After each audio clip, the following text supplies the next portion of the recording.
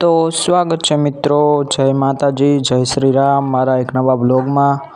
તો અત્યારે મારે જવાનું હતું બાર ગામ, એટલે એ ગામનું નામ છે લીંબોણી.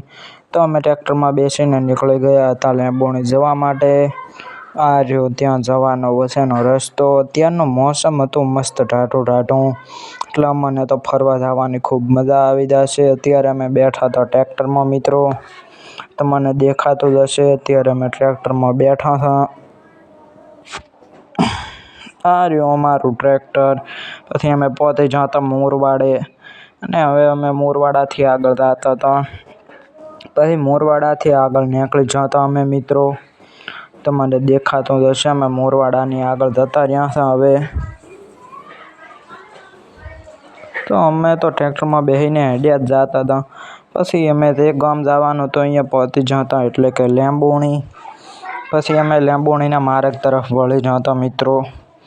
તો પછી અમે તો અહીંયા દર્શન કરવા જવાના હતા માતાજીએ. પછી અમે અહીંયા ગોગા મહારાજના મંદિરે પહોંચી જતા મિત્રો. પછી મેં દર્શન કરી લીધા હતા. પછી હું તો હેડ્યો જોતો આગળ. પછી અમે જમી કરીને હેડ્યા જતા હતા અમારા ઓળખીતાના ઘરે. પછી મિત્રો અમે ટ્રેક્ટરમાં પાછા બેસી જતા અને આવતા હતા અમારા ઘર બાજુ. આ છે લીંબોણી ગામ, અહીંયાથી અમે આગળ હેડ્યા જતા હતા. પછી અમે હાઈવે પહોંચી જતા મિત્રો. આ રહ્યો હાઈવે. અહીંયા રસ્તામાં હાઈવે આવે છે, તો જલ્દી મારી ચેનલને લાઈક, સબસ્ક્રાઈબ અને શેર કરી દો, જેથી હું આવા અવનવા વિડીયો ચડાવતો રહું અને તમને જોવાની મજા આવે મિત્રો. તો જલ્દીથી કરી દેજો.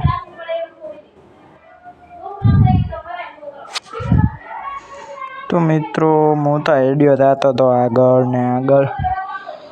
હમણાં ઢગલા આવશે કોઈક વસ્તુ, એ તમે મને જલ્દીથી કોમેન્ટમાં બતાવજો કે આ શી વસ્તુના ઢગલા છે. તો આ ઢગલા સ્ટાર્ટ થઈ જશે મિત્રો. તમને ખબર હોય કે આ ચી વસ્તુના ઢગલા છે તો મને કોમેન્ટમાં જલ્દીથી બતાવી દેજો મિત્રો. તમને ખબર તો નહીં જ હોય, પણ તોય હું તો તમને આ પ્રશ્ન પૂછું છું મિત્રો. 99% તો તમને આ વાતની ખબર જ નહીં હોય આ શેના આટલા મોટા મોટા ઢગલા છે.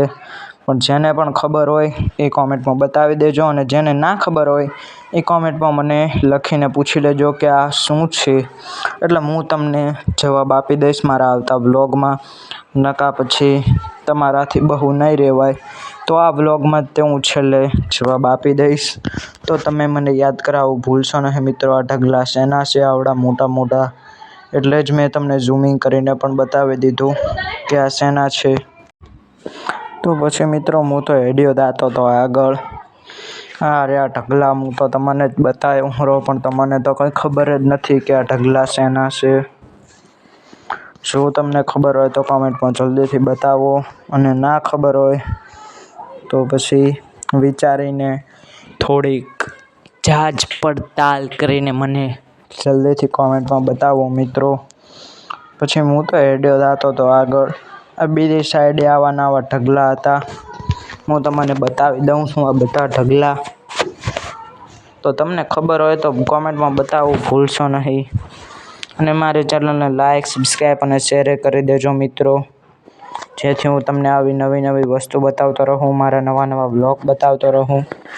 તો જલ્દીથી લાઈક, સબસ્ક્રાઈબ અને શેર કરી દેજો મિત્રો.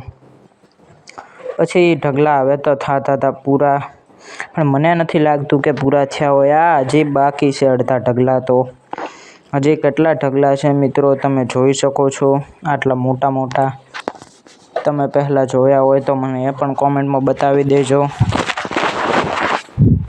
તો ચલો, હવે આવી ગયા હતા રસ્તામાં આઈસર. આ બધા વસ્તુના ઢગલા ભરવાના આઈસર છે. તો હું તમને પછી મિત્રો બતાવી દઈશ, તમારાથી ન રહેવાતું હોય તો કે આ શેના ઢગલા છે મિત્રો. તો આ બધું મેં તમને બતાવી દીધું. પછી અમે હેડ્યા જતા હતા આગળ, ને પછી અમે અમારા ગામ પાસે પહોંચવા આવ્યા હતા મિત્રો. અમે હવે અમારા ગામ પાસે પહોંચતા હતા.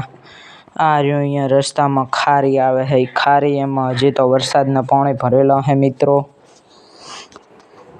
જો આ તમે ખારી જોઈ હોય તો મને કોમેન્ટમાં બતાવી દેજો. આ બાજુ પણ હજી પાણી ભરેલા છે, બે બાજુ નકરા પાણી જ છે મિત્રો.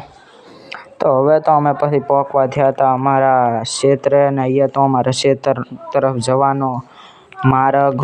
પછી અમે હેડ્યા જતા હતા આગળ મિત્રો.